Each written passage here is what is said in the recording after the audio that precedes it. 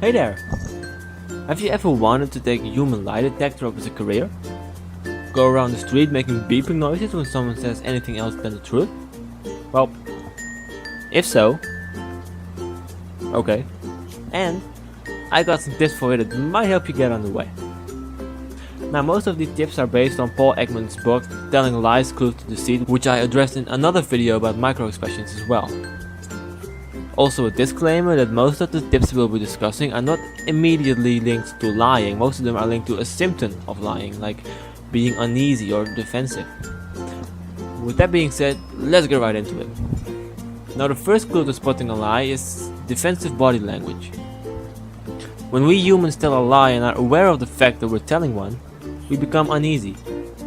We know we did something wrong, and as we were taught when we were little, if you do something wrong, you're qualified for punishment.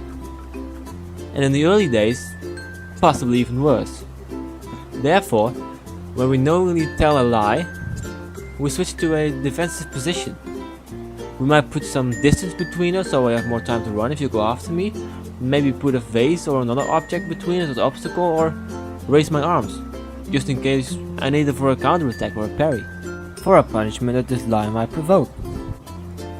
As you can hear by my explanation, this way of thinking is mostly driven by our evolution. Nowadays we don't have to fight or flight whenever we do something wrong, we've become more civilized in that regard.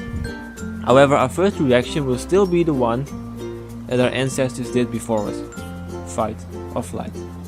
The second clue is the eye movements. Now, I talked about this one in a previous video, which I will link up here, in which I said that certain eye positions are linked with certain cognitive functions. Now, when these two don't align, this could be used as a clue of deceit. The third clue is adrenaline, also linked to the evolution that we discussed in clue 1. When we get into the exciting moment of telling a lie, our body makes adrenaline, just in case the fight or flight method is actually needed. Now, of course, adrenaline is not a weak hormone. Adrenaline can cause itching on a lot of different regions, for example around your nose, which is why people who lie usually scratch around there. It also makes you swallow more, it makes you perspire, it tightens your pitch, it makes you talk faster, and a lot of other things. Now, these factors are also tested in the polygraph test, which are the lie detecting instrument of today. Now, like I said in the intro, these aren't necessarily clues of lying.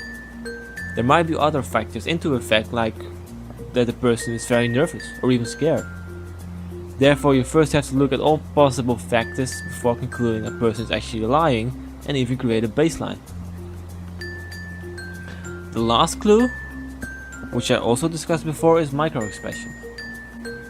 Micro-expressions, in my opinion, give the best clues to deceit. They truly show what a person is feeling and isn't recreationable.